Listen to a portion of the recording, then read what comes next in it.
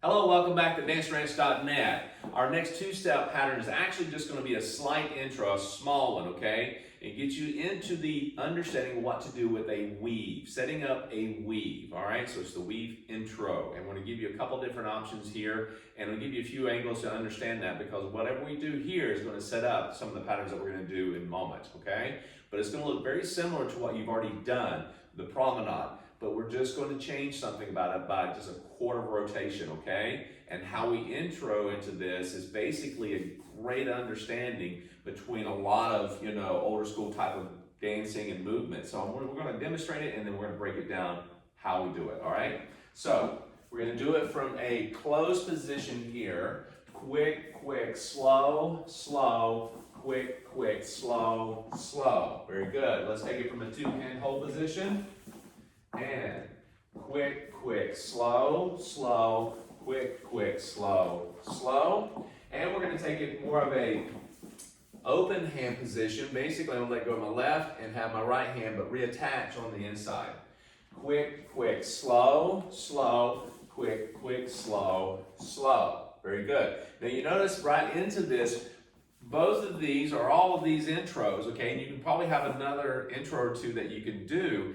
But what we're getting at is that we're actually trying to get you to do an inside rotation of some sort and connect and then in at a shorter angle than you would here at this point in a promenade that you've done patterns before. So you're not facing reverse line of dance, you're actually facing each other, which this sets up visually for your partner, okay, the followers, the understanding that whatever you're doing next comes off a weave variation, okay? This is more of a free spin and other patterns that we've done, cha-cha and everything. This is more the weave setup, if you will, okay? Now, some people have taught this as a, from here, from the promenade, they go right into a weave. This is very confusing and it's very hard on the upper body and arms for both partners when it's done this way because there's a lot of guessing going on and a lot of struggling. So what this does allows us as leaders to set up with a partner behind our followers, even or slightly ahead of our followers as a leader. And followers, you're really doing exactly the same thing over and over. It allows the guys to actually utilize this whole tracking system, which we go into a little bit of in the circular track method video, okay? So which is really good to know. So let's give you a different angle on this one. And we're gonna bring it from this side.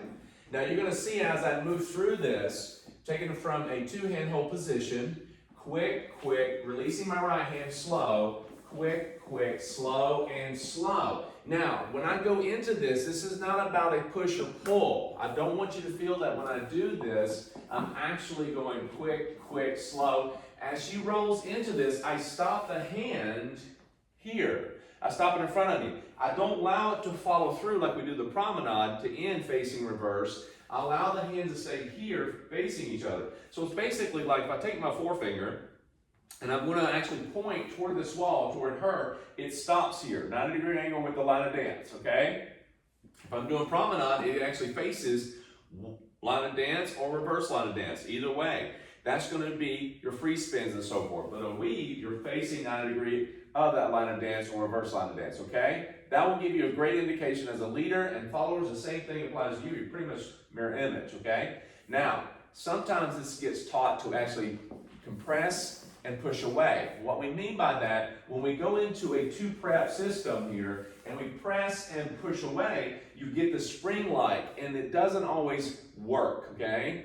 And it also puts a lot of pressure on your partner in the arms and so forth, where we think that our partner is just as strong as we are, and vice versa, that we say, oh, let's struggle, let's kind of give me a resistance.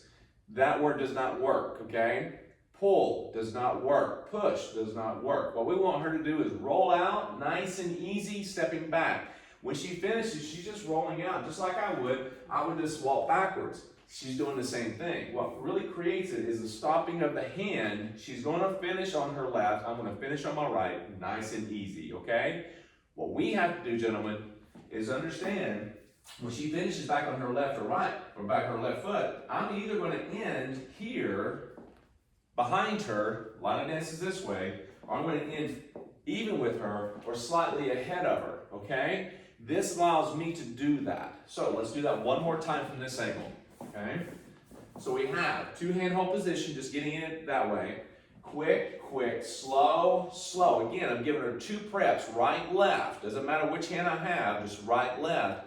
Allows her to spin into this for an underarm.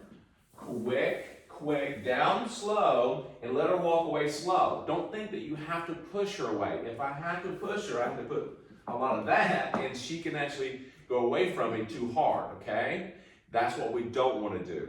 Now, once we finish, you have to make up your mind, gentlemen, as a leader, where do I want to position myself in this rail inside as you do it, cool? Now, what makes this pattern also unique in the railing system is that once I set away on the inside rail, in this pattern, you'll notice that the follower is actually going off the track slightly on the outside rail.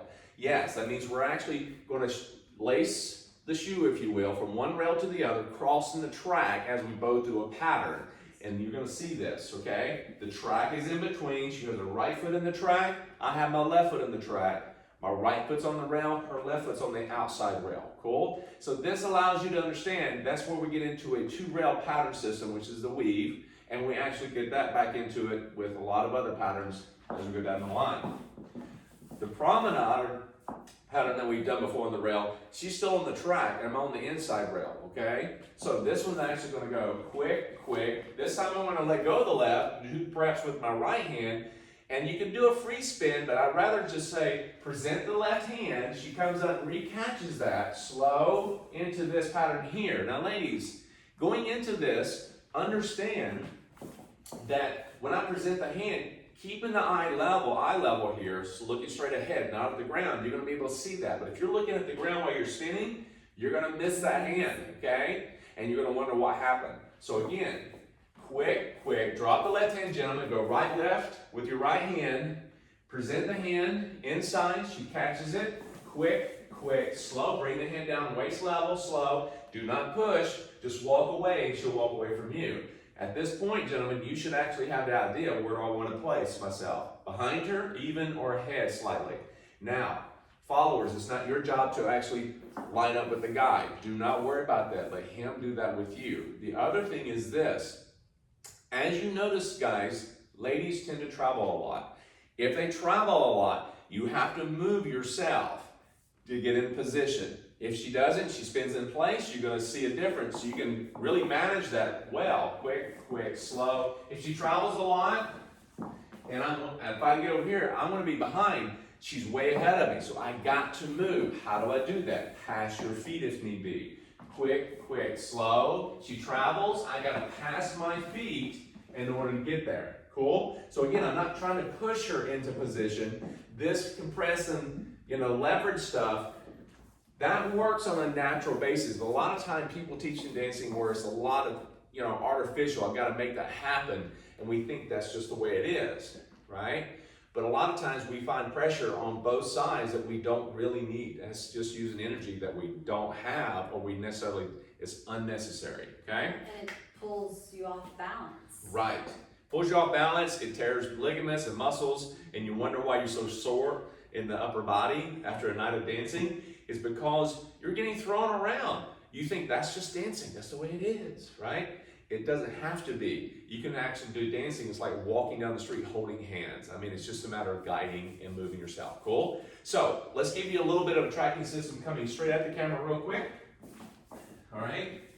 And we're gonna have quick, quick, slow, slow. Notice I dropped the right hand and went right, left. I'm gonna take it eye level, I'm gonna take it overhead. Quick, quick, slow, slow. Walk away. You guys, I'm going side, cross, side. I'm passing my feet, but I'm keeping my shoulders facing my partner the whole time. Even if I'm behind her, ending up there, or side by side, even, or slightly ahead of her, I'm still keeping my shoulders ahead of her. And I keep my shoulders facing her so that I want to make sure that I'm turning her. I'm not like this because I can only reach so far. I'm turning my shoulders here no matter what my hips are doing so I can reach over her head. Again, we go over this in the circular track method video, so you can go back over that one as well. And he's about to, everything in this whole level really is Yes. connecting to this. So we're about to show you how and what you're going to do to go over that. Yes. So that comes next.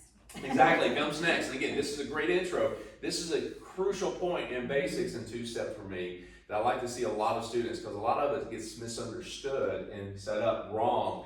And from an understanding from a follower standpoint, this is great, because you're going to understand what's a promenade ending to patterns, free spin and so forth, versus a weave setup. Once she gets this and she sees it, it's like, oh, I kind of understand what this is going to be. Not assuming, but you're going to say, oh, I get there's options here. Yes. Okay, got to know this. So, one more time. So I'm going here, quick. I release the hand, represent the hand here, and then I end up even or slightly ahead. Now, no weaves, understand this. When I set myself up, you're going to see this in patterns. If I set up behind her, that means I'm going behind her. If I'm even, okay, or slightly ahead, that means I'm going in front. Cool? So again, when I'm even, you're going to end up like that every once in a while. You really got to understand, gentlemen, that you either go in front or you can go behind, but it really matters to her to know which way you're going. So I would advise, even though you end up every once in a while even, you need to be slightly behind or slightly ahead in most of your patterns and weaves, because that way it will define what you do next, okay? So take your time with this and don't rush it. You really need to understand how to set up a weave and understand where there's other patterns that we can get into this. It just takes an inside underarm spin to set this up. So understand that whatever pattern you use beforehand, know that you can get to here, but just take your time, all right? Have fun with this, rewind as much as you need to, and we'll be right back with your next pattern.